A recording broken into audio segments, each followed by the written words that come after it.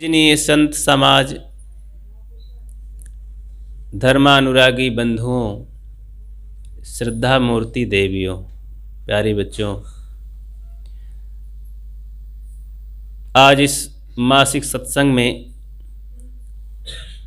आप सब आए और बड़ी संख्या में देवी और देवता सब इकट्ठा हुए। सबको आश्रम की ओर से हम नमन करते हैं। जीवन में अपने आप के कल्याण के लिए, अपने आप की कमाई के लिए, अपनी संपत्ति के लिए हम मेहनत करें, समय दें, सोचें और उसकी पूंजी कमाने में, इकट्ठा करने में कामयाब हों। ये जीवन की सार्थकता मानी जाएगी, बहुत बड़ी बात होगी। इसी के लिए जीवन ही मिला है। अफसोस होता है कि यही काम नहीं हो पाता, बाकी सब होता है। सबके लिए आदमी मेहनत करता है। तो जीवन हमारा सुखमय, सार्थक कैसे हो, इसके लिए हम जरूर सोचें समय निकाल करके। संत गुरुजन उसी तरह उन्हीं व्यक्तियों को, उन्हीं नर नारियों को गढ़ते हैं, शिक्षा दे पाते हैं जिनके अंदर सरलता है, ग्रहण करने की बुद्धि है, समर्पण भावना है, सेवा है, विनम्रता है, सरसता है। उन्हीं को मार्गदर्शन दे पाते हैं। जो लोग कठोर हैं, अहंकारी हैं, लचीले नहीं हैं, समर्पित नहीं होते हैं, उनको संत गुरुजन भी कुछ नहीं कर पाते हैं। ऐसे लोगों के लिए सद्गुरु ने कहा, पाहन में क्या मारिए जो चोखा तीर नसाए।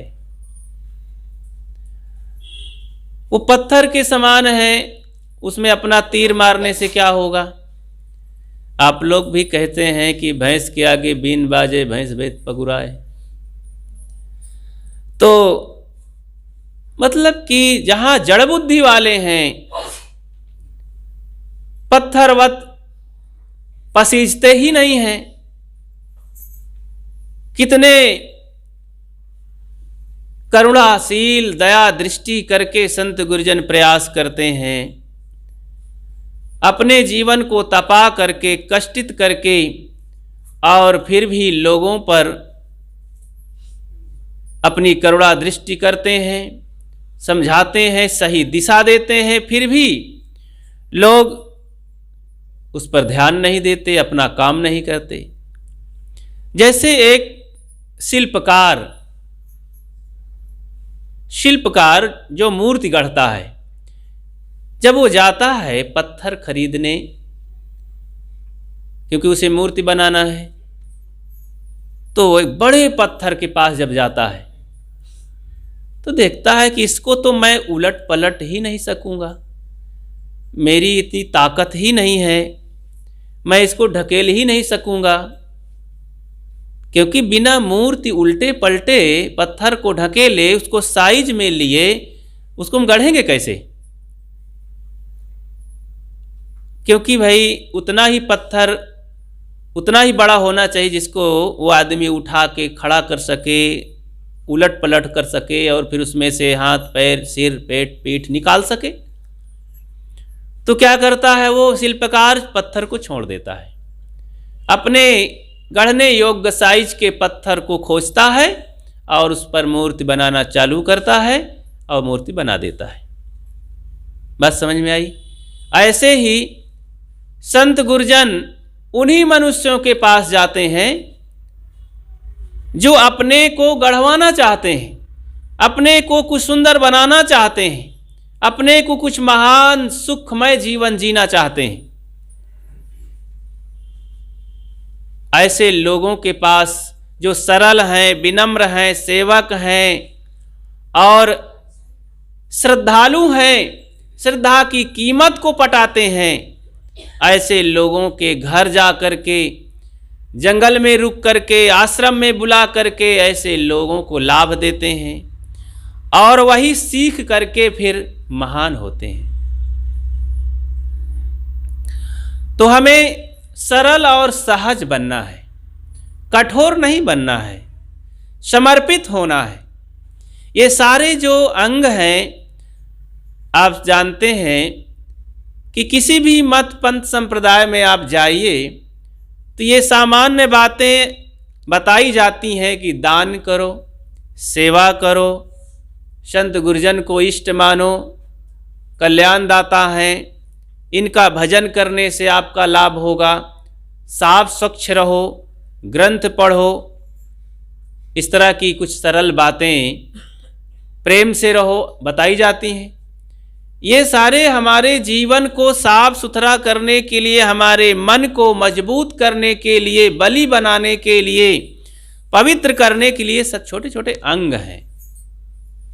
आप अपने घर को जब साफ करते हैं तो कैसे साफ करते हैं?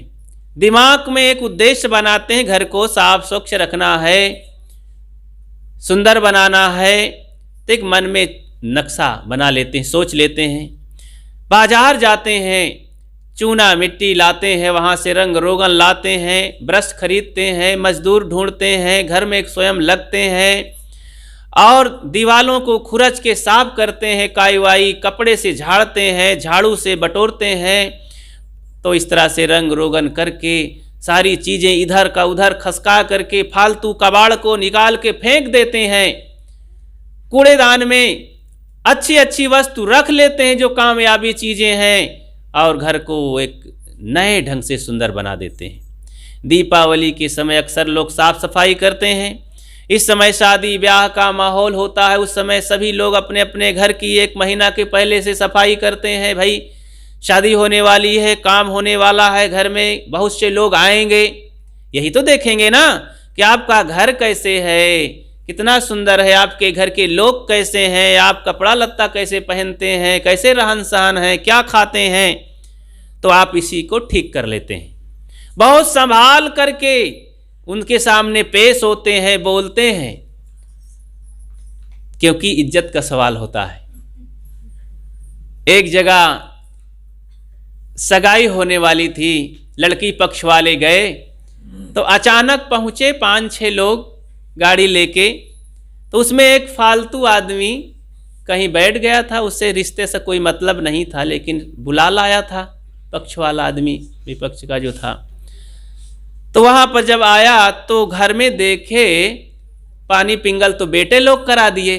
पिताजी को पता नहीं था, वो भैंस की तरफ गौशाला में गोबर उठा रहा था। चड्ढी पहने, मुरैठा बांधे, जवान मास्टर आदमी थे, लेकिन अपने घर में तो भाई सब ठीक ठाक है, अपना घर है, चाहे जितना हो, डीएम हो, क्या करना। अपने घर में तो अपने स्तर से बनियाई कुर्ता, अंडरवियर पैंट सब लोग पहनते रहते हैं। तो बनियाई और चड्ढी पहने, मुरैठा बांधे, गोबर समेट रहे थे। अब उसी में से एक आदमी कैमरा लेकर पहुंच गया, शूटिंग करने लगे। बहुत बुरा लगा उस आदमी को, तो उस समय तो कुछ नहीं बोला। फिर आके देखा कि सब बैठे हैं, थोड़ा कपड़ा उपड़ा पहन वहन करके आ गए स्नान करके। कहीं ये आदमी कौन है? ये आदमी हमारा प्रेमी है, ये फला देश जिला के पंडित जी हैं और हमारे साथ आए हैं, हमारे मित्र हैं। कहन अच्छा, सारा होलिया पूछ लिया और कहा कि सुन भाई, कैमरा से सारी चिप निकाल, अपना रील उल निकाल फेंक। जानता नहीं मैं कौन हूँ, इस जंगल में रहता हूँ। तुरंत रिवाल्वर निकाला और कहा अभी इस कैमरे को ला। एक वो अपने बच्चे को कहा हथौड़ा ला जल्दी से, और इस कैमरे को तोड़ देना है, इस आदमी को भगाओ मेरे घर से, नहीं मैं गोली मार दूंगा। सगाई देखने आए हो तुम्हारे, मैं सगाई उगाई नहीं करूंगा, भाग जाओ यहाँ से। संभाले भैया क्या हुआ? कहीं इस मूर्ख को लाए हो साथ में, तुमको पता नहीं है कैसे आदमी को ले जाया जाता है। आखिर मैं यहाँ रहता हूँ, मेरा घर है, अपने घर में काम में लगा हूँ, सब बच्चों का सहयोग कर रहा हूँ। तो ऐसी हालत में फोटो खींचा जाता है। अब फिर रिश्तेदारी में ये सब क्या करोगे, फिल्म बना करके दिखाओगे? तो उसको तुरंत भगाए और राजी किए उनको, तो रिश्ता हुआ। तो एक समय होता है जहां व्यवहार का ज्ञान नहीं, तो वहां यही हो जाता है। तो भाई वहां इज्जत का सवाल था ना, वो सब फिल्म बन चुका था, तो भाई जल्दी उसको बाहर करो, नहीं ठीक नहीं होगा। तो ऐसा तो घर की साफ सफाई तन मन की आप सब उसको जानते हैं, कितनी मेहनत करके करते हैं। ऐसे हम मन की सफाई करने के लिए क्या तैयार हैं, राजी हैं, व्यवस्था करते हैं। मन की सफाई के लिए हम कहीं संत आश्रम में जाते हैं, अपने घर में किसी एक कोने में कोई असनी रखे हैं कि वहां बैठकर ध्यान करते हैं। कोई कमरा साफ सुथरा रखे हैं कि उसको हम पूजा घर पूजा मंदिर समझते हैं। तो ऐसा कुछ सोचते हैं। दिन में कोई एक आध घंटा कुछ समय आप निर्धारित किए हैं कि इस समय हम पूजा पाठ ध्यान करेंगे, बैठेंगे। गुरुदेव ने जो बताया, संत जन जो बताते हैं, सत्संग में जो बताया गया उसको याद करेंगे। थोड़ा अपने मन को शुद्ध साफ करने के लिए ध्यान चिंतन पठन पाठन ग्रंथों का करेंगे। क्या आपने अपने मन की शुद्धिकरण के लिए ऐसी व्यवस्था की है? क्या आप सोचते हैं कि अपनी कमाई का अपने मन की शुद्धि के लिए कुछ दान करेंगे और कुछ वस्त्र दान करेंगे, अर्थ दान करेंगे, अन्न दान करेंगे, कुछ सेवा दान करेंगे, श्रम दान करेंगे? कुछ ऐसा सोचते हैं कभी?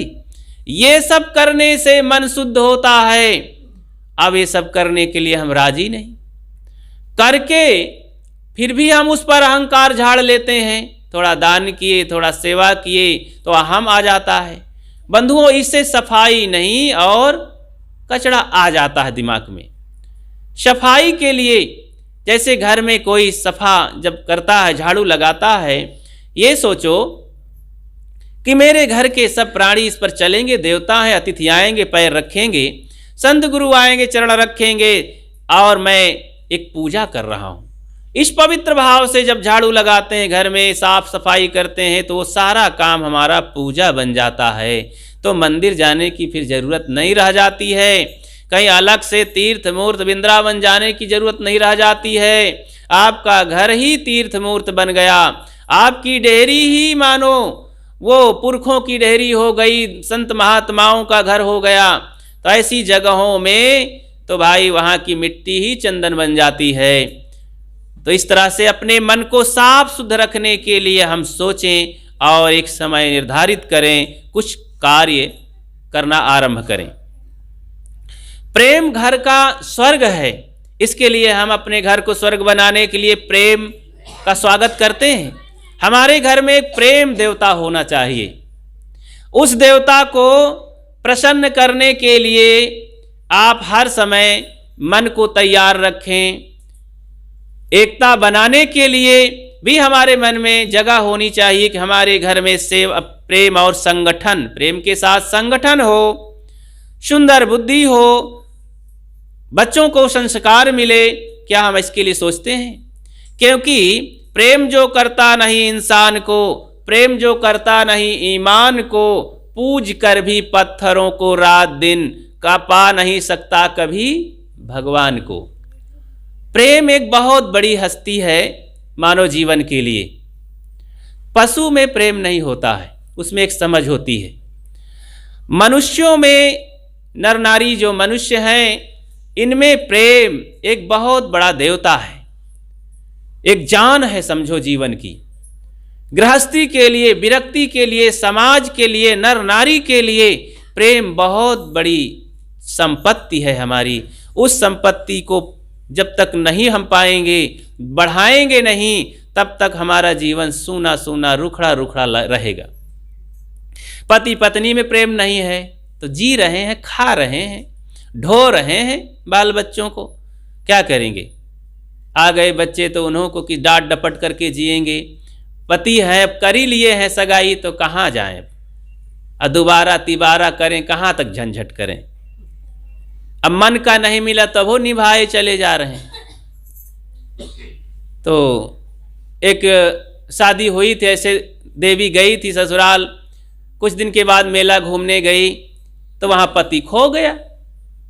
कभी कभी बड़ा मेला होता है तो बड़ा सब भीड़ भाड़ उथल पुथल हो जाता है। तो पति खो गया तो अपना इधर उधर झांकी ताकी, चली आई घर। तो कुछ सहेली आई, कैसे तुम्हारा पति कहाँ गया? रे वो तो खो गए मेले में। कहीं बड़ा सरलता से खो गए। तो कह रही है तुझे दुख नहीं हो रहा है, पश्चाताप नहीं, खोजती नहीं? कहीं कहाँ खोजने जाऊं, अब खो गए को खो गए। कुछ देर तो इंतजार की, परखी देखी, नहीं मिले, कहाँ तक खोजूं? कहीं गजब की तो औरत है भाई, जा इस्तला कर थाने में। मैं नहीं जाती। बहुत लोग कहे तो चल भैया, कुछ लोग औरतें तैयार हुई, चल हम भी साथ में चलते हैं। तो कैसी औरत है, तेरा पति खो गया है, जीवन कैसे बेड़ा पार होगा? तो चले गए वहाँ थाने में। थानेदार बोला क्या है भाई, क्या बात है? बोले इनका पति खो गया है हुजूर, आप ज़रा रिपोर्ट लिख लीजिए। कहीं अच्छा, निकारा कलम कागज, बोलिए। तो खो गया है तो भाई अब उसकी होलिया दिखाना है, तो मैं फिर खास जगह चारों तरफ पूरे ज़िले में पता करता हूँ और फैला देता हूँ बात को, उसका फ़ोटो भेज देता हूँ, व्हाट्सएप कर देता हूँ। तो इस तरह से हाँ बताओ उसका पहले रंग बताओ कैसा? कहें वो तो एकदम गेहुआ रंग था। तब पीछे जो सहेली थी मुँह दाब लिया, अरे पागल ऐसे झूठ क्यों बोलती है, अपने पति लिए कितना झूठ, वो काला काला है, तू कहती सांवला, वो बिल्कुल गोरा गेहुआ रंग है। कहें उसका लंबाई कितनी है? कहें वो 7 फीट का है। तो 7 फीट का है, अच्छा इतना ठिगना है, कितना झूठ बोल रही है ये। कहें चुप रहो, मेरा पति कि तुम्हारा है? इस तरह से कितना पढ़ा लिखा है? अरे भाई वो तो पूरा MA की डिग्री किए बैठा है। तो कहीं वो तो थोड़ा मोड़ा कहीं पढ़ा होगा प्राइमरी में जाकर, इतना सब सरासर झूठ। खूब बताया, इतना पढ़ा है, इतना लंबा चौड़ा है, इतना रंग रूप का है ऐसे। तो अब बहुत सोच में पड़ गई सहेली, इतना झूठ क्यों बोली। घर आई, पास में गई, जब राजी मजा से बोली कि क्यों इतना झूठ क्यों बोलती है? कहीं देखो, मैं जब शादी हुई मेरे पिता ने ऐसे कर दिया, अब झेल रही हूँ 5 महीना से, मन तो मिलता नहीं है, लेकिन अब क्या करूँ? अब छोड़ती हूँ तो पिताजी परेशान होंगे, यहाँ के लोग परेशान होंगे, और कहाँ जाऊँ? अब क्या करूँ? मेरे मन का तो है नहीं। सोच रही थी क्या करूँ, इतने में खो गया, अच्छा हुआ। लेकिन अब तू नहीं मानती है। अब वो दरोगा साहब खोजने के लिए तैयार हैं, पुलिस लोग खोजने के लिए तैयार है। तो जब खोजते हैं तो मेरे मन से खोजें। वैसा पति मुझे पसंद नहीं, अब मेरे मन से जो जिस तरह मैं चाहती हूँ उतना लंबा चौड़ा सुंदर पढ़ा लिखा खोजें। तो ऐसा जो चाहती है कोई औरत तो कैसे संतुष्ट रहेगी? जो मिला है अपनी दृष्टि बदलें और वही ठीक है। जहाँ जो पति पत्नी मिल गए हैं, जो बच्चे आ गए हैं, जो सास ससुर हमें मिल गए हैं, जो भाई बंधु माता पिता मिल गए हैं, जो पड़ोसी मिल गए हैं, जो हमारे पास धन है, जो रंग रूप है, उसी में अपनी दृष्टि बदल लें, नहीं तो सुख नहीं मिल सकता है। उसी में हमको सुख पाना है, सुखी होना है। अब सुखी होने का तरीका जब अपनाएंगे तो हम सुख पाएंगे, नहीं बस घसीटेंगे जिंदगी को। ना अपने रंग से कभी खुश रहेंगे, असंतुष्ट रहेंगे, ना पत्नी संतुष्ट रहेंगे, ना भाई से, ना माता पिता से। अपने माता पिता से बस असंतुष्ट रहेंगे, क्या बताएं, इन अभागों के हम पैदा हो गए। तो कैसे कैसे पिता हैं हमारे बेसहुर। तो अरे भाई पिता पिता है, पत्नी पत्नी है, बड़ी मेहनत से डीजे बजवा के नाच कूद के लाए हो, चाहे जैसी हो, अब उसमें खुश रहो। गरम गरम रोटी बना के देती है, कभी गुस्सा जाए तो आप ही बना दिया करो, तो वो खुश हो जाएगी। अब कई महीने से बना रही थी, एक दिन खुश हो जाएगी तो बस क्या माथे पर हाथ धरेगी, अरे भैया हमार पति परमेश्वर बनाइन है आज, तो गजब हो गया, हमारा पुण्य ले लेगा। चलो भाई, अब बेचारी पुण्य के कमाने के चक्कर में तो रोज गरम गरम रोटी खिलाती है। तो उसे धन्यवाद देना चाहिए। लोग जाते हैं मेला ठेला अथवा कहीं नाच नौटंकी देखने, तो वहाँ एक फुदक के लड़का कोनो भेष बनाए कि साड़ी वड़ी पहन के नाचता है तो झट नोट दिखावत है, दिखाते हैं ना। अपने घर में कभी दिखाए हो? जब बिटिया बहू कोनो बनावे रोटी बढ़िया गरम गरम सेवा करे झाड़ू लगावे तो कहो कहो दिखाए देवा करो। वाह वाह, धन्यवाद, बहुत बढ़िया बेटी, आभार है श्रीमती जी, आपने ऐसा कमाल कर दिया, कितना घर को हमारी सजाए हो, कितना बढ़िया आपके रहते हमारी इज्जत है, और बिटिया के रहते ऐसी ऐसी घर में बेटियां हैं क्या कहें, पूरा घर की शान रहती हैं। ऐसी ऐसी घर में देवियां हैं कि सब पर उस पर 10 20 50 लोग न्यौछावर हो जाते हैं, पूरा परिवार सजा रहता है उस बेटी के बदौलत।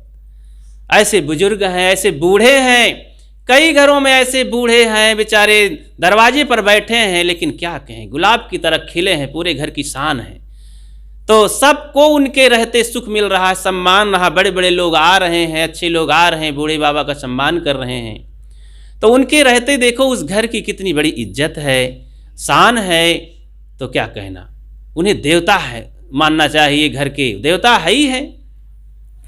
तो इस तरह से हमें समझना चाहिए, प्रेम की पूजा करना चाहिए, प्रेम की रक्षा करनी चाहिए, रोज ये सोचना चाहिए कि हमारे घर में प्रेम संगठन कैसे बना रहे।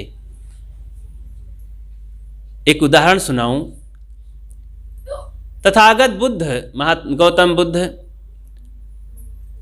अपने भ्रमण में थे, तो बिंबिसार का पुत्र अजातशत्रु उस समय भक्त नहीं था, बौद्धिस्ट नहीं था, तो उनके खून सवार रहता था लड़ाई उड़ाई के लिए। गौतम बुद्ध वहाँ थे, एक गणराज्य था, लिच्छवी जिसे कहते थे, उनका गोत्र जाति रही है। तो वहाँ बहुत बड़ा वो समाज था, इतनी एकता से रहते थे, इतना प्रेम से रहते थे कि अजेय थे, उनको कोई जीत नहीं सकता था। न जानी कितने राजे लोग उनसे टकराए, हिम्मत किए, लेकिन कोई उनसे रुक ना सका, सब हार के थक के निराश होके लौट गए। तो अजातशत्रु के अंदर ये ख्वाहिश थी कि मैं उनको पीसना चाहता हूँ, मारना चाहता हूँ, जीतना चाहता हूँ। तो अपने एक महासेनापति वर्षकार को भेजा गौतम बुद्ध के पास कि जाओ वहीं पर वो अपना समाज लिए हैं, वहीं पर रह रहे हैं, उनसे मिलो, ये प्रस्ताव बताओ अपना मुद्दा कि हम इस समाज को इनको जीतना चाहते हैं और यहाँ पर सबको रौंद डालना चाहते हैं। तो जब वो आकर के महासेनापति बताता है, आनंद पीछे गौतम बुद्ध के पीछे पंखा झल रहे हैं। गौतम बुद्ध एक चबूतरे पर बैठे हैं, आगे से वर्षकार वो महासेनापति बताता है इस प्रस्ताव को। तो गौतम बुद्ध फिर अपने आनंद की तरफ उन्मुख होकर के कहते हैं। आनंद थोड़ा एक कदम आ जाते हैं साइड में, सुनने लगते हैं, बोलते हैं आनंद, क्या लिच्छवी लोग इस गणराज्य में आपस में बैठते हैं?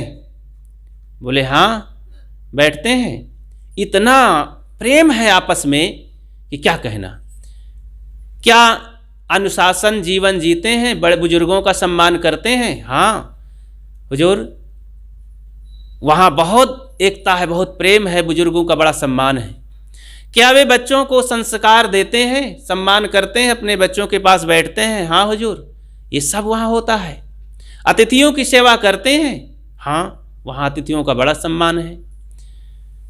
तो इस तरह की कई बातें वो पूछते हैं, प्रेम के बारे में, बुजुर्गों का सम्मान के बारे में, क्या यहाँ की स्त्रियों को सम्मान मिल रहा है, सब आपस में खुश रहते हैं। ये सब बातें हुई, काफ़ी देर तक चर्चा की आनंद के साथ। वो आदमी सुन रहा था, जो सेनापति था वो सुन रहा था। तो उससे गणित लगाया तब तो फिर कोई नहीं जीत सकता। जहाँ इतनी बड़ी एकता है, आपस में बैठते हैं रोज, बुजुर्गों का सम्मान है, उनकी एक एक आज्ञा का पालन हो रहा है, नारियों का सम्मान है, बच्चों को संस्कार है, आपसी प्रेम है और अपने भविष्य निर्माण के लिए वो सोच रहे हैं, तो इस तरह से वहाँ कोई जीत नहीं सकता, कोई वहाँ पर उनको परास्त नहीं कर सकता। गया अजातशत्रु को बताया, सारी हो लिया, वो कुछ बातें ले लिया, अंदाजा लगाया वो, तो कहीं क्या करूं, मेरे अंदर की हवस पूरी नहीं होगी। फिर बताया कि उनको जीत नहीं सकता है हुजूर कोई। कहीं लेकिन ये काम मेरा कैसे पूरा होगा? कहीं मैं पूरा करूंगा एक उपाय, मुझे ये दीजिए, मैं जो है इस काम को करूंगा, जिम्मेदारी मुझे दीजिए। तो वह अजातशत्रु देते हैं। तो वो आदमी जाता है, जब उपाय बताता है कि ऐसा करो कि मुझे, मैं उनका पक्ष लूँगा, देश जो लिच्छवी लोग हैं तो उनका पक्ष लूँगा, आप मुझे डांट दीजिए बीच सभा में, मैं उपहार लेके जाऊँगा, उपहार मंगवा लीजिए और मुझे बेइज्जती कीजिए, मेरी इंसल्ट कर दीजिए, मेरा मुंडन करवा के और कालिख पोत करके मुझे और बेइज्जत करके भेज दीजिए, देश निकाला कर दीजिए। तो आपके देश में भी और वहाँ भी ये हल्ला हो जाएगा। तो मैं उनके यहाँ भी जाके मिल जाऊँगा, बताऊँगा सारी बात, अपने आप वो जान जाएंगे कि मेरी बहुत बेइज्जती किया, मेरी पिटाई किया और मुझे निकाल दिया, मैं वहाँ का महासेनापति था, तो मैं आपके यहाँ मिलना चाहता हूँ, तो मेरा वहाँ स्वागत करेंगे। वहाँ जब गए, इस तरह हुआ, अब सेनापति वहाँ जाकर मिला और इतने में वहाँ के लोग, कुछ लोग कहे कि नहीं ये छलिया हो सकता है, कुछ लोग नहीं छलिया नहीं है, देखो इसकी हालत देखो, पहले प्रत्यक्ष कालिख पोत के आया है, मुंडन किया गया, बड़ी बेइज्जती, बड़ी दर्दनाक घटना है, ऐसे महासेनापति को ऐसा किया गया, बिल्कुल ऐसा नहीं है। तो इस तरह से लोग ले लिए, कुछ लोग 10-5 लोगों की ना चली, वो रहने लगा। धीरे धीरे इतनी बढ़िया पैठ बना लिया, अपना सम्मान वहाँ बना लिया, सबके दिल में बस गया, उन्हीं के राज्य का हो गया, वही बड़ा फिर मंत्री हो गया, वहाँ उसी पद पर वहाँ आसीन हुआ। और फिर थोड़े ही दिनों में पूरा राज काज वो समाज संभाल लिया, समझ गया और फिर फोड़ने के लिए काम करने लगा। किसी के पास जाता, कान में कहता अकेले ले जा करके, क्यों जी तुम दाल भात खाए हो आज? तो बस छोड़ देता, जाओ। फिर दूसरे से कहा 2-4 दिन में कि तुम 2 बैलों से हल जोतते हो, तो लोग पूछते कि महामंत्री तुमको अलग ले गए, क्या बोले? बोले यही बताए दाल। कहीं ये दाल भात इतनी छोटी सी बात इतना बड़ा आदमी कैसे पूछेगा? दाल भात नहीं खाता क्या आदमी खाता है? नहीं तुम हमसे झूठ बोलते हो। संदेह पैदा किया। जैसे संदेह पैदा किया तो भाई गड़बड़ होने लगा। अब 2 बैलों से हल जोतते हो, 2 बैलों से नहीं जोड़ते हैं और क्या 10-20 से जोतते हैं? इतनी ऐसी बात क्यों पूछेंगे महामंत्री? कहीं नहीं भाई यही है, लेकिन कोई मानने को तैयार नहीं, संदेह पैदा हुआ। इस तरह से कई लोगों के कान में उल्टा सीधा बात कर करके फोड़ दिया। अब धीरे से संदेह पैदा होकर पूरे राज्य में सब, अब क्या होता, अब कोई बोलता नहीं एक दूसरे से, बैठक करना बंद, प्रेम एकता बंद, फूट पड़ गई। वर्ष 3 साल के अंदर ऐसा करके मार तहस नहस कर दिया भीतर और संदेशा भेजवा दिया कि अब आक्रमण करिए, अब यहाँ कोई नहीं है। अजातशत्रु आक्रमण किया, देश को तहस नहस कर दिया और जीत लिया। तो इस तरह से देखो, प्रेम जहाँ खत्म हो जाता है, एकता कैसे खत्म हो जाती है। तो अपने घर में संदेह ना करो भाई, प्रेम करो। पत्नी पर संदेह, पति पर संदेह, पिता पर संदेह, पुत्र पर संदेह, पड़ोसी पर संदेह, ये संदेह का सदगुरु कबीर कहते हैं, संशय सब जग खंडिया, संशय खंडे न कोई, संशय खंडे सो जना जो शब्द विवेकी।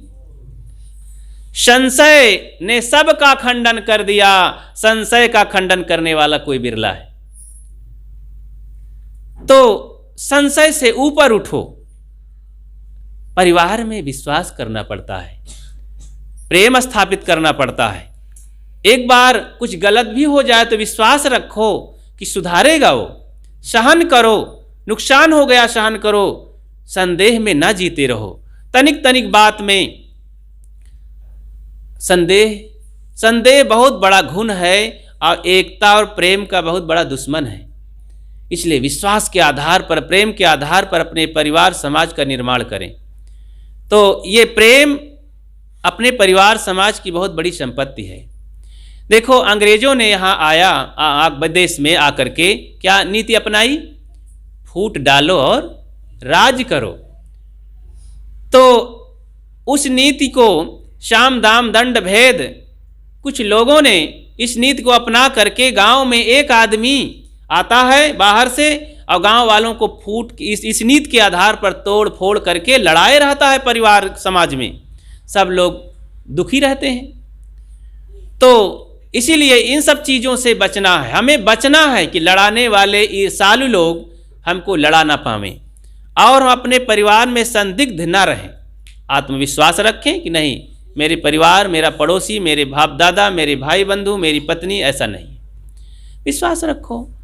और ये कभी हो सकता है कि आपको संदेह करना पड़े, थोड़ा कभी हो सकता है, वहाँ पर संदेह करो और फिर विवेक करो, वहाँ पर विचार करो। हर समय संदेह संदेह संदेह ऐसा नहीं। अधिकतम ज़्यादा से ज़्यादा विश्वास में रहें और विश्वास पर ही जीवन बढ़िया रहता है, परिवार घर चलता है। इस तरह से विश्वास रख करके आगे बढ़ें, विचार रख करके आगे बढ़ें, विवेकी बने। प्रेम, एकता, सद्गुण, सदाचार के बल पर हम अपने घर परिवार में लाभान्वित हो सकते हैं, आगे बढ़ें। जैसे हम भक्ति मार्ग पर चलते हैं, मानव जीवन में कुछ सुधारना चाहते हैं, तो होता क्या है कि भक्ति की महिमा तो बहुत अपार है। सब लोग गाते हैं कि भाई भक्तिहीन नर सोहें कैसे, और नमक बिना बहु व्यंजन जैसे, बिन जलवारी देखी जैसे। जैसे बिना पानी के बादल, बिना नमक के भोजन, वैसे बिना भक्ति के आदमी फीका है। तो भक्ति की महिमा बहुत बड़ी है। वास्तव में भक्ति सभी सामग्रियों में, कल्याण की, मुक्ति की, शांति की सभी सामग्रियों में भक्ति बहुत महत्वपूर्ण है। भक्ति के बिना तो हम संसार में आगे नहीं बढ़ सकते हैं, कोई काम की सफलता में आगे नहीं जा सकते हैं। भक्ति है प्रेम, सेवा, और भक्ति है बुराई, कमियों से दूर भागना। और यही तो संत हमें क्या लेते हैं? संत कहते हैं भैया हमको गिफ्ट के रूप में आपन घर द्वार न दो, पैसा मोहर नहीं दो, आपन सबसे सड़ी गली चीज दे दो। कितनी बढ़िया बात है। संत महात्मा गुरुजन गिफ्ट के रूप में, ऐसे दुनिया में तो गिफ्ट बड़ी अच्छी अच्छी चीज दिया जाता है, जो सबसे अच्छी चीज है वही तो गिफ्ट में लोग देते हैं, अच्छी से अच्छी बेरा करके। लेकिन संत कहते नहीं नहीं, हमको ये सब नहीं चाहिए, सड़ी गली चीज दीजिए। आपके अंदर काम, क्रोध, लोभ, मोह, राग, द्वेष, बीड़ी, सिगरेट, भांग, तमाकू, गांजा, शराब, अंडा, मांस, मछली, ये सब सड़ियल आदत है, गंदी आदत है। ये सब आदत हमको दे दीजिए। कितनी बढ़िया बात है। ऐसे महान मार्गदर्शक, दयालु, करुणाशील व्यक्ति जो हमारे सारे दोषों को लेकर के बदले में हमें अमृत देना चाहते हैं, हमारे जीवन को बदल देना चाहते हैं, दानव से मानव बना देना चाहते हैं, ऐसे महान उपकारी कौन हो सकते हैं? गुरु के अलावा कौन हो सकते संसार में? इसीलिए उनको कहा गया, गुरु समदाता कोई नहीं जग मांगनहारा, राजा प्रजा बादशाह सब हाथ पसारा। तथागत बुद्ध को ही देख लीजिए, जब वो घर छोड़कर निकलते हैं, घर ही में रहते हैं, तभी उनके कुछ पुरोहित गुरु रहे और वो कौंडिल्य उनके शास्त्र विद्या जो सिखा रहे थे, कुछ आध्यात्मिक बोध दे रहे थे राज दरबार में ही, तो उनसे बहुत सारी प्रेरणा लेते हैं। वो दर्शन शास्त्र और ये वैदिक शास्त्र की विद्या उन्हीं से पाते हैं, कौंडिल्य से। ये वैतनिक गुरु थे, वेतन लेकर पढ़ाते थे, लेकिन वही फिर वैराग ले लिए। कौंडिल्य भी बाद में वैरागी हो गए तथागत को छोड़ करके। तथागत जब, महात्मा बुद्ध जब घर छोड़ते हैं तो 6 साल तक वो भटकते रहते हैं। कहीं रुकते नहीं।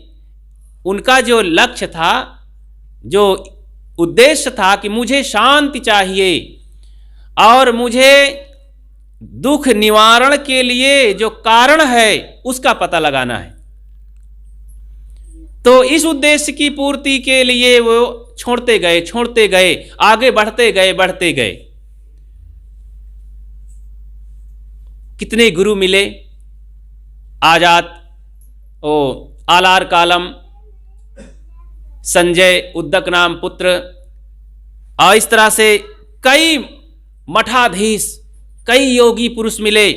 जैन संप्रदाय के संत गुरुजन मिले, वैष्णव के मिले और शिवाचारी मिले।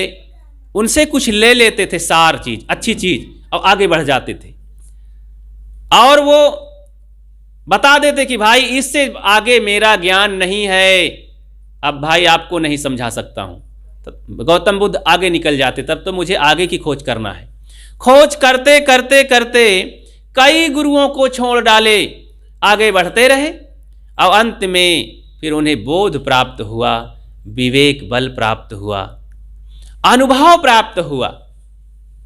अनुभव सबसे बड़ी चीज होती है, अनुमान चीज नहीं होती। अनुमान प्रमाण है, लेकिन अब अनुमान से अब भगवान को खोजते रहो, अनुमान से भूत प्रेत मनाते रहो, जादू मंत्र देवी देवता मनाते रहो।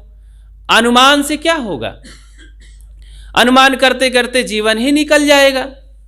अनुभव करो कि वर्तमान में आत्मा ही परमात्मा है, गुरुजन ही हमारे सच्चे देवी देवता हैं, और घर गृहस्थी में माता पिता भाई बंधु बड़े बूढ़े बुजुर्गों से हमें आदर्श मिलता है, उनकी कृपा दृष्टि हमें चाहिए। ये मानव ही जो सुलझे हुए लोग हैं, सज्जन हैं, गुणवान हैं, पवित्र आचरण में जीने वाले देवी देवता हैं। इन सबको छोड़ करके अनुमान में पढ़ करके कहाँ मिलेंगे? अनुमान और अनुभव, इस पर एक उदाहरण याद आता है। 4 मित्र सोचे कि चलो भाई थोड़ा से परदेश कुछ कमा लाएं। चारों चल पड़े। उसमें थे एक मौलवी साहब थे मुस्लिम, एक ईसाई थे, और एक पंडित जी थे, एक यादव जी थे। तो चारों जा रहे थे, मित्र थे। चलते चलते चलते अब दूर पैदल यात्रा, पहुंच ना पाए सके और शाम हो गई। सोचे यार बहुत थक गए, बहुत भूख लग गई है, क्या करें? एक ने कहा यार कुछ बनाओ, भोजन वोजन का इंतजाम करो, भूख के मारे रहा नहीं जाता। तो बोले ऐसा करो, दाल भात रोटी खिचड़ी और खीर पूड़ी सब्जी अचार चावल तमाम दुनिया भर बनाओगी तो समय कहाँ है, थक जाएंगे, 12 बज जाएंगे, बिहान सुबह उठ के चलना है। ऐसा करो जल्दी वाला कुछ बनाओ। तो यादव जी रहें तो कहाँ, ऐसा करो खीर बना लो। अब उनका दूध का ख्याल आया तो सोचें दूध तो मिल जाएगा, मैं ला दूंगा, यही तो काम मैं करता हूँ, और खीर बन जाएगी। उसमें क्या, दूध चीनी चावल डाल दो, फट से उबल जाए, परोस के खा लो, चल दो। कहें हाँ ये बात, प्रस्ताव पास हो गया। कहें तो यादव जी फिर जाओ, कहें मैं दूध ला दूंगा, दूध को चले गए, लाए। पंडित जी कहा हम भड़वा बर्तन साफ कह के और चूल्हा उल्हा ठीक कह के हम बनाए सकी थी। और मियाँ जी ईसाई जी रहे, कहाँ ऐसा करो उन जा तुम्हारी जिम्मेदारी, काजू किशमिश बादाम इत्यादि सब खरीद के लाओ, सारा मटेरियल सब लाए इकट्ठा करीन। तो पंडित जी अपन सब भड़वा बर्तन तैयार रखें, चूल्हा जलाएं, सब डाय के खीर बनाएं। बहुत बढ़िया खीर बनी, खूब मसाला खूब डाहे रहे। तो गाढ़ी सुगंध, इलायची डाल दी, बड़ी सुगंधी उठत रहा। ढक्कन डाय के पकावत है, जब ढक्कन खोलें तो आह बहुत सुगंधी निकले।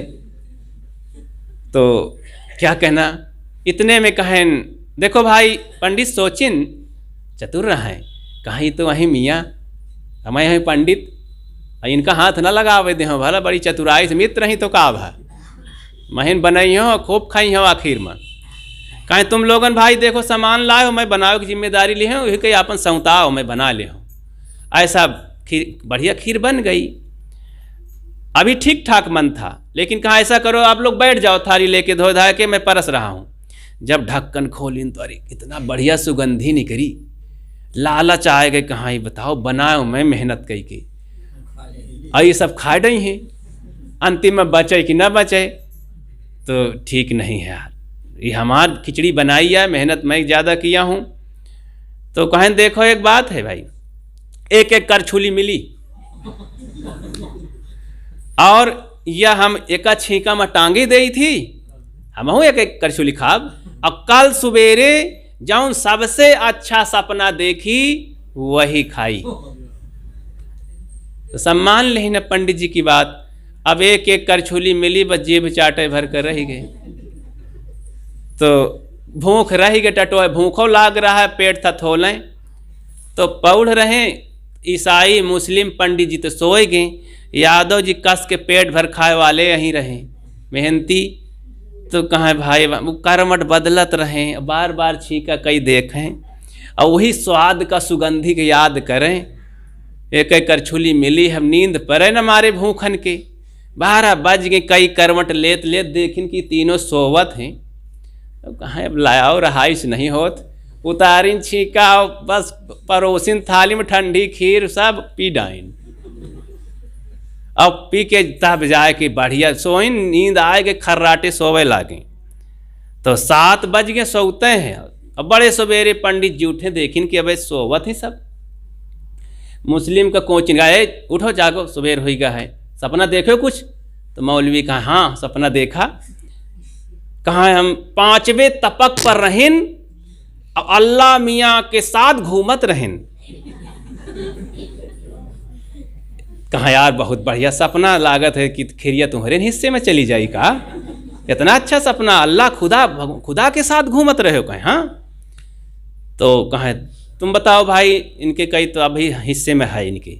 ईसाई बताएं, कहाँ देखो मैं तो 7वें तपक पर गए, ईसा मसीह के प्रेम में झूमत रहे हो, साथे साथे दोनों कंधे में हाथ धई के।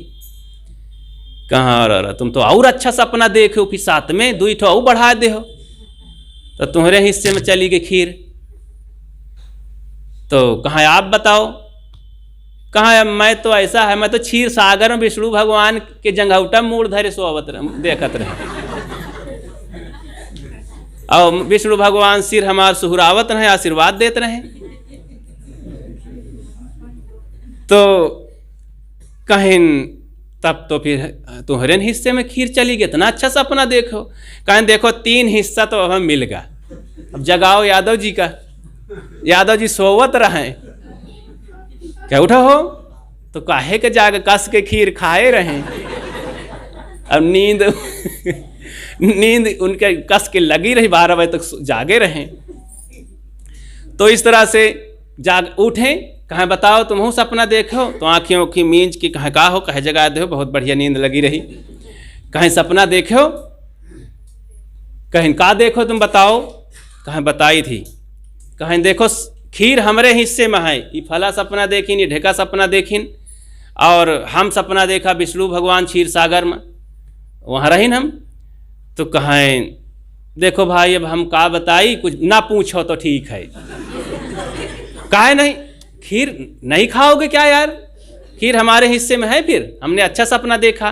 कहीं हमार सपना यही देखा, कहाँ हम देखा कि ये तो बड़ी मोछ वाला आदमी बड़ा भारी आया, अब हाथ में ले रहा है 3 हाथ का डंडा मोटवार। अब कहाँ आज खड़ा भा तो हम कांप के उठ के बैठ गए। कहा उतारे छीका, अब पतीली, हाँ पतीला उतार छीका से। तो कहाँ अब देखी थी कि साझे में खीर ही है, अभी कसत करत है। कहा उठाओ कि जमाई, अब भाई गर्दन तोड़ दे अब तुम्हार। तो कहाँ मारे डेरन के मारा, फिर हम उतारा। कहाँ जब उतारा तो कहा देखा खा।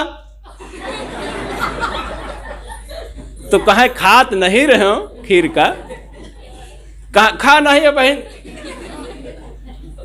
तो कहा मारे डेरन के मारा मैं सब खायो। फिर कहाँ क्या करूं, कहा यार हमको बताया नहीं, जगाया नहीं, बताइए अकेले खा लिया खीर। कहाँ जगाऊं, अब तुम रहे 5वें तपक पर, ही रहे 7वें तपक पर, अब तुम रहे क्षीर सागर में। अब यहाँ बड़ी बड़ी मूछ जो आँखी दिखावें तो यहाँ हालत खराब हो गए। अब मारे डंडर के हमारे चुकरा ढील कर लेते हैं, तो इसीलिए हम खाए ली ना फिर। अब कहाँ हाले सो पर चुप्पे सो जाए, तो चुप्पे में पाउड़े रहो, फिर कहाँ गाऊ देवता पता नहीं। तो यह हाल सोवे न दे तुम बेकार, कहाँ ये झूठ बात झूठ, कहाँ चुप्पे रहो, मैं अनुभव करे हूं। तुम अनुमान के चक्कर में जो को, तो अनुमान वाले सब रह गए और अनुभव वाले खीर खाए। तो इसी तरह संसार में कोनो 7वें तपक पर ढूंढत है, कोनो 5वें तपक पर ढूंढत है, कोनो कहूँ ढूंढत है, कोनो वृंदावन, कोनो हरिद्वार। अरे भाई, सदगुरु कबीर कहते हैं, हृदय बसे तहि राम न जाना, खोजी हो तुरंत मिल जाऊं, एक पल की ही तलाश में, मोको कहाँ ढूंढे बंदे मैं तो तेरे। तो अनुभव करो, देखो कैसे अनुभव करो। बैठो हाथ नीचे घुटने पर रख करके, आंख मूंद लो और फिर सोचो। तो ये प्रश्न कर दो अपने से कि मैं कौन हूं। फिर प्रश्न करो कि मैं सिर तो नहीं हूं, मैं नाक तो नहीं हूं, कान तो नहीं हूं। ये कान मेरा है, मेरा सिर है, मेरा हाथ पैर पेट पीठ सब है। आखिर मैं कौन हूं? आखिर मैं हूं, मुझे अनुभव हो रहा है।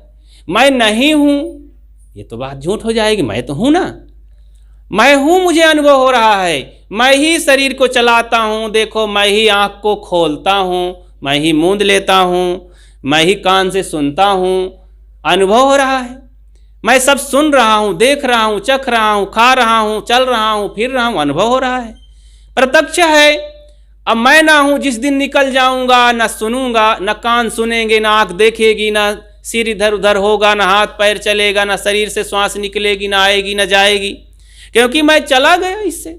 तो मैं हूं ना, अपना ये अनुभव का विषय है, ये स्वयं स्वसंवेद्य है, दूसरे के लिए नहीं, अपने लिए।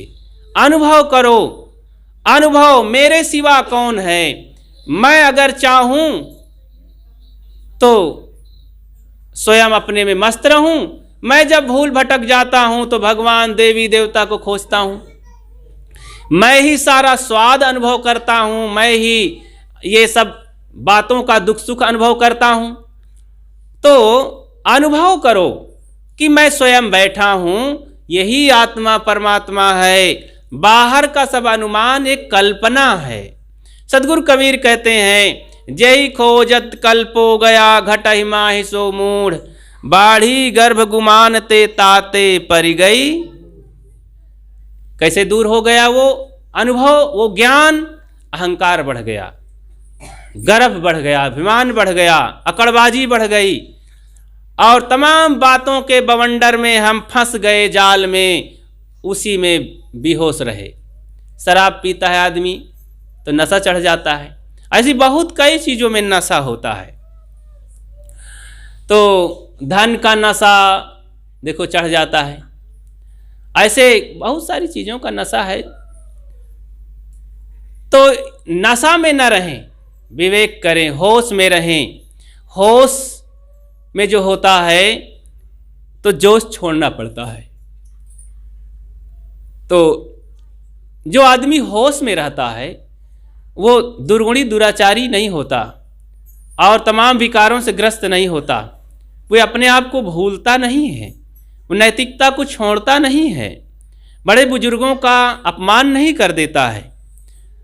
मनुष्य की शक्ति जो है वो उसको छोड़ नहीं बैठता है। सारी शक्ति दुनिया की मनुष्य के पास है। जो कुछ आप शक्ति का अनुमान लगाते हैं, जैसे दुर्गा में जो शक्ति, शंकर में जो ब्रह्मा विष्णु महेश में, ये सब बड़े शक्तिशाली, वो शक्तिशाली मनुष्य थे ना, और वो सब में शक्तियां हैं। इन लोगों के जीवन को देखो कि इन्होंने अपनी दृष्टि बदली, कितना कष्ट सहे और कष्ट सह करके आगे बढ़े। महाराज कृष्ण के जीवन को देखो, बचपन से उनके माँ बाप जेल में थे और कितना बड़ी आफत थी उनके ऊपर, और जेल में जो रोता गाता हुआ व्यक्ति रहा, वो माँ थी वहीं पर उस बच्चा पैदा किया कृष्ण महाराज को। और फिर कृष्ण को पाने के लिए उनके 7 बच्चे बलिदान हुए। 7 बच्चों को कंस ने मार डाला। 8वां किदार कुछ चतुराई बुद्धिमानी दिखाई और बुद्धिमानी के साथ वो बच पाए। और फिर देखो बचपन से महाराज कृष्ण कितना कष्ट सहते हैं। दुष्टों के पीछे सोंटा डंडा लेकर के बुढ़ापे तक वो लड़ाई करते रहे। तो कितने दुष्टों को, रजवाड़ों को ठीक ठाक किया, राज कहीं नहीं किया। और हर जगह राजा स्थापित कर देते थे, लड़ाई लड़के आदमी, अच्छे आदमी को बैठा देते थे और गरीबों के, सामान्य लोगों के मसीहा रहे।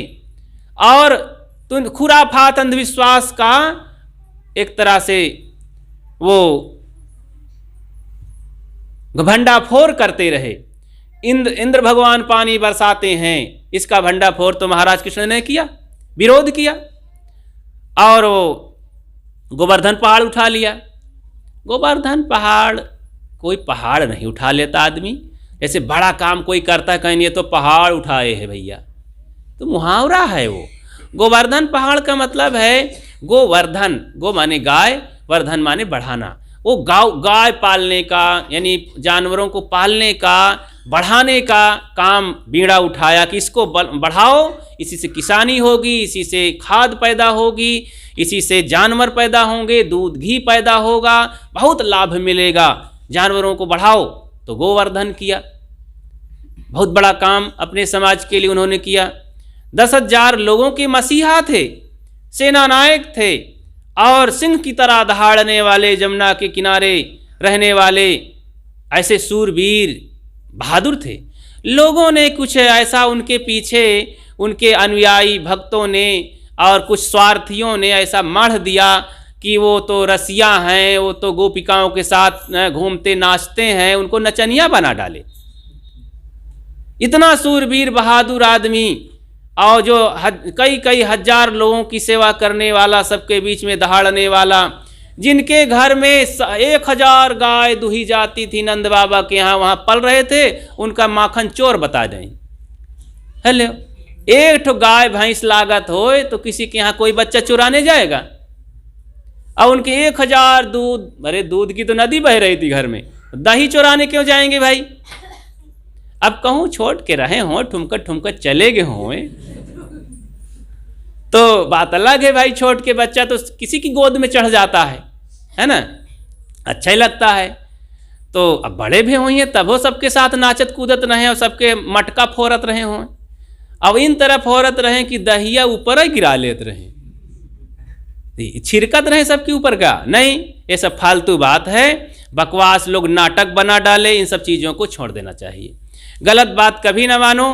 अपने कान को समुद्र जैसा बनाओ। अब सोचो समुद्र जैसा क्या? कान को समुद्र जैसा बनाओ। समुद्र क्या करता है? समुद्र में दुनिया का कचरा जाता है, लेकिन वो अच्छी चीज पेट में रख लेता है। हल्की फुल्की कचरा वचड़ा सब फेन के साथ किनारे फेंकता जाता है। लहर में सब किनारे कचरा चला जाता है, अंदर केवल बढ़िया बढ़िया चीज। इसीलिए कहावत है, समुद्र को रत्नाकर कहा गया। रत्न उसमें नीचे बैठे रहते हैं, डुबकी लगाओ तो मिलते हैं। इसी तरह ये संसार समुद्र है, इसमें डुबकी लगाओ अध्यात्म के क्षेत्र में। और अपने कानों को हर जगह अच्छी जगह लगाओ, वहाँ अच्छी अच्छी बातें श्रवण करो और बुरी बातें इस कान से निकालते जाओ। अच्छी बातें भीतर रखते जाओ और बुरी बातें निकालते जाओ।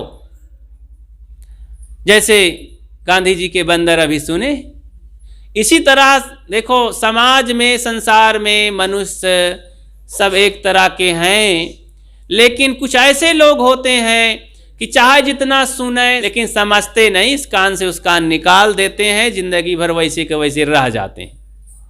भोंदू भाव न जाने, पेट भरे से काम। इसलिए हम अपने जीवन को सुधारें, बदलें और सच्चे संत गुरुजनों की बातों को हृदय में रखें, अनुभवी बने, विचारक बने, प्रेम से घर परिवार में चलाएं, सरल बन करके, समर्पित होकर के, और अपने को गढ़वाएं संतों गुरुजनों से। संत गुरुजन शिल्पकार हैं और मानव जीवन रूपी मूर्ति को गढ़ते हैं। तो अपने जीवन को सुंदर बनाने के लिए हमको सरल, श्रद्धा, विनम्रता से गुरुजनों की शरण में चलें, और हृदय रूपी घर को साफ करने के लिए अनेक युक्तियां अपनाएं। जैसे घर को साफ करने के लिए हम बहुत से औजार साधन इकट्ठा करते हैं और भाग दौड़ करते हैं, ऐसे मन को साफ करने के लिए हम श्रद्धा, प्रेम, एकता, दान, पुण्य, सेवा, ये सब का धारण करें, तो जीवन हमारा सत्यम शिवम सुंदरम हो सकता है और बाहर भीतर से हम पवित्र हो सकते हैं। अपनी बात को यहीं विराम देता हूँ। आप सबको बहुत बहुत धन्यवाद देता हूँ। अंतिम में एक भजन हम सुनेंगे संत श्री राम साहेब जी से, और अपनी बात को यहीं विराम देते हैं।